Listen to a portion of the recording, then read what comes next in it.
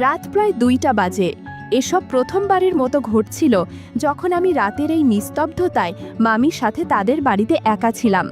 সেই সময় বাড়িতে লাইট ছিল না, ঠান্ডার মৌসুম ছিল এবং চারদিকে ভয়ানক অন্ধকার ছেয়ে গিয়েছিল।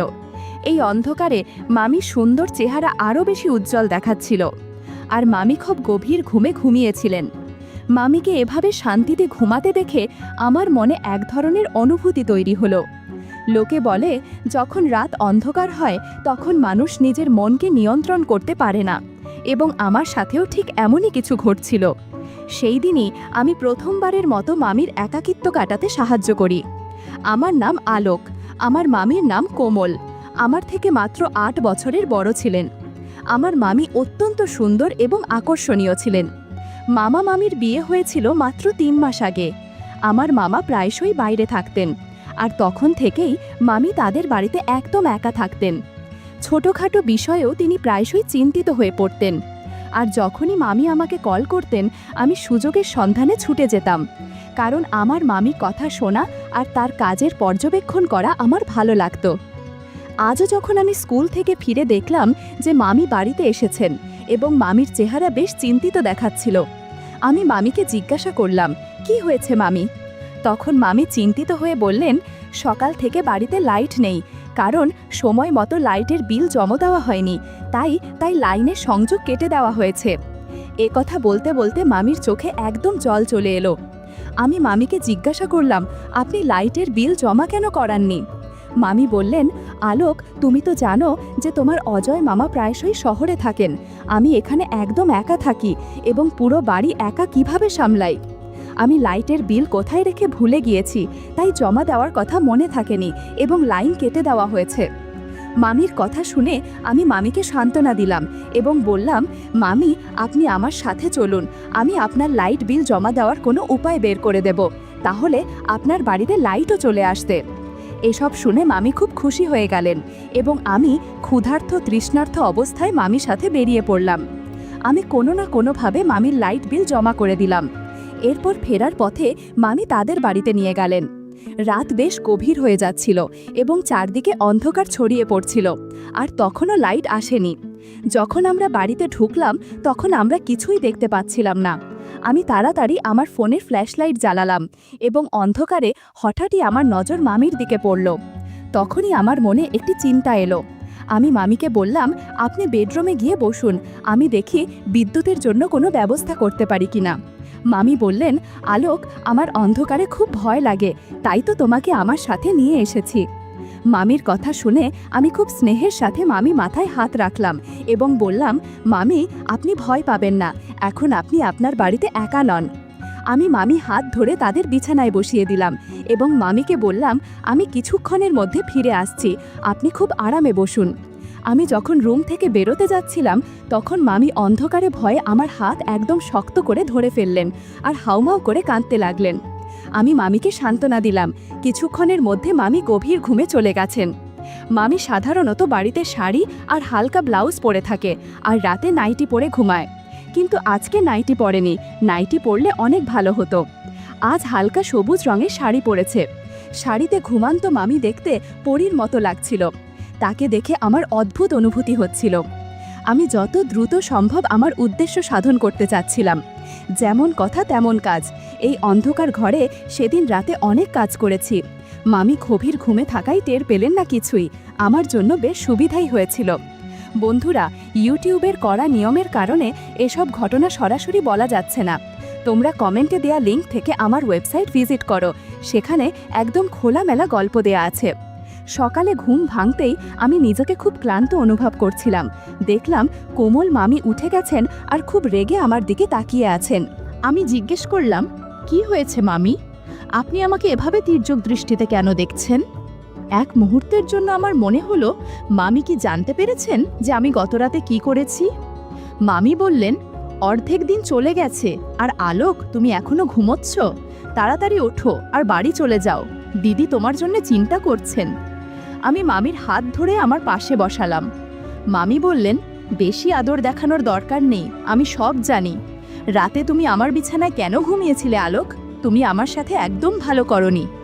আমার বাড়িতে আরও রুম আছে, তুমি চাইলে লবিতে ঘুমাতে পারতে। মামির কথা শুনে আমি লজ্জায় মাথা নিচু করে ফেললাম। মনে হলো মামি শুধু এতটুকুই জানেন। আমি তার কথা উপেক্ষা করে স্নান করতে চলে গেলাম। একটু পর যখন বাড়ি ফিরলাম, মা খুব রেগে বসেছিলেন। মা বললেন, আলোক, তুমি এতক্ষণ কোথায় ছিলে? আজ ফিরেছ?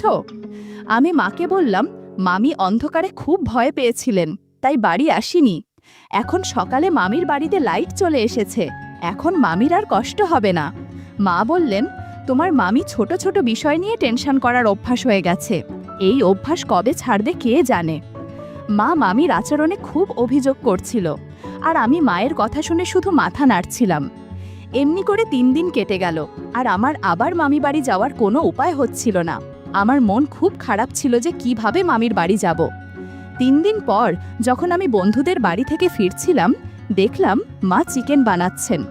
আমি ইচ্ছে করে মায়ের সামনে বললাম, মামি চিকেন খেতে খুব পছন্দ করে। এ কথা শুনে তারও একটু দয়া হলো যে মামি তো চিকেনের দেওয়ানা। মা বলে উঠলেন, মামি বাড়ি তেমন দূরে নয়, গাড়ি নিয়ে যাও, 1 মিনিটও লাগবে না, আর তোমার মামিকে দিয়ে আসো। আমি আমার সুযোগের সন্ধানে ছিলাম। ইচ্ছে করে একটু অনিচ্ছা দেখিয়ে বললাম, ঠিক আছে মা, আমি মামিকে চিকেন দিয়ে আসি। মা তাড়াতাড়ি টিফিন প্যাক করে দিলেন। আমার মন খুশিতে ভরে গেল। আমি মামি বাড়ি পৌঁছালাম। মামি রান্না করতে যাচ্ছিলেন। চিকেনের টিফিন দেখে তিনি খুব খুশি হলেন, আর আমাকেও খেতে বললেন। আমি সঙ্গে সঙ্গে তার সাথে বসে গেলাম, আর আমরা দুজনে মিলে চিকেন খেলাম। আমি তো আমার বাড়ি ফিরে যাওয়ার কোনো চিন্তাই করছিলাম না। বেশ কিছুক্ষণ পর আমি মোবাইলে গেম খেলা শুরু করলাম। আমি ফোন করে মাকে বলেছিলাম যে কোমল মামি আমাকে জোর করে তার বাড়িতে আটকে রেখেছে, যদিও কোমল মামি আমার সাথে এমন কোনো কথা বলেনি। আমি মামিকে বললাম, আপনি দিন দিন এত চিকন হয়ে যাচ্ছেন, আপনি বেশি করে খাবার পানি খান না কেন? মামি বললেন, রোজ জুস খাওয়ানোর মতো কেউ নেই, তাই হয়তো এরকম হচ্ছে। আমি বললাম, ঠিক আছে, এখন থেকে এই দায়িত্ব আমার। তারপর আমি আনারের জুস এনে নিজে মামিকে দিলাম এবং তাতে এক ধরনের ওষুধ মিশিয়ে দিয়ে দিলাম। মামি আমার দিকে তাকিয়ে বললেন, তোমার মতো ছেলে সবার হওয়া উচিত। তোমার মামা এখানে নেই, কিন্তু তুমি আমার এত খেয়াল রাখো যে এখন আমার আর তেমন সমস্যা হয় না। না হলে আমি বসে বসে ভাবতাম তোমার মামা ছাড়া আমার সময় কিভাবে কাটবে। মামির কথা শুনে আমি হালকা করে হেসে দিলাম। মামি কি জানতেন যে আমার এই সাহায্যের পিছনে কি উদ্দেশ্য লুকিয়ে আছে? আমি তো সবসময় সুযোগের খোঁজে থাকতাম। মামি সেই জুস খাওয়ার পর খুব গভীর ঘুমিয়ে পড়লেন। গত রাতের মতো আজকেও একটি কাজ করলাম। পরের দিনও আমি সকালে অনেক দেরি করে উঠলাম। যখন উঠলাম, মামিও আমার সাথে উঠে পড়লেন আর বললেন, তুমি রাতে আমার বাড়িতে কাটিয়েছ, তোমার মা খুব চিন্তিত হবেন। আমি বললাম, না মামি, আমি মাকে ফোন করে বলেছি, তাদের কোনো টেনশন নেই, মা নিশ্চিন্তে বাড়িতে আছেন। দুপুরের দিকে প্রায় 1টার সময় আমি বাড়ি ফিরে এলাম। মা আমাকে বললেন, তোমার পড়াশোনায়ও একটু মন দাও, না হলে তুমি তোমার মামি চাকর হয়ে যাবে আর তোমার পুরো জীবন নষ্ট হয়ে যাবে। আমি মাকে বললাম, মা, আপনি কি ধরনের কথা বলছেন? সে আপনার ভাইয়ের স্ত্রী, একা বাড়িতে থাকেন, যদি আমরা মামির কিছু কাজে লাগতে পারি তাতে কি ক্ষতি? এখন আমি ঠিক করেছি যে আমি প্রতিদিন রাতে মামির বাড়ি যাব, যাতে তার পাশে থাকতে পারি। আশেপাশের প্রতিবেশীরা বলেছে যে এখন গ্রামে অনেক চুরি হচ্ছে, এই অবস্থায় মামিকে একা রাখা ঠিক হবে না। আমার কথা শুনে মা টেনশনে পড়ে গেল আর বলল, ঠিক আছে, তুমি রোজ রাতে তোমার কমল মামির বাড়ি যাও, কিন্তু সকালের সময় মতো ফিরে আসবে। এরপর থেকে আমি প্রতিবার আনার জুস নিয়ে মামির বাড়ি পৌঁছে যেতাম। সেই জুসে ওষুধ মিশিয়ে তাকে দিতাম, আর মামি গভীর ঘুমে পড়লে আমি আমার সুযোগের সদ্ব্যবহার শুরু করতাম।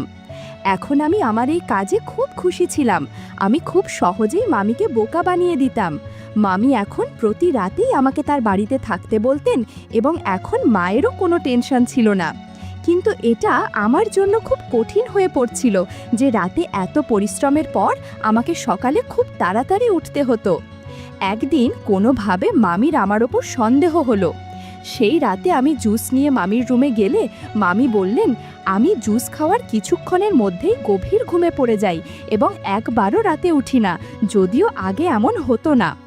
আজ দুপুরে ঘর পরিষ্কার করার সময় যখন ডাস্টবিনে আবর্জনা ফেলতে গেলাম, তখন একটা ওষুধের প্যাকেট আর একটা বেলুনের প্যাকেট দেখতে পাই। আমার বাড়িতে এসব কিভাবে এলো?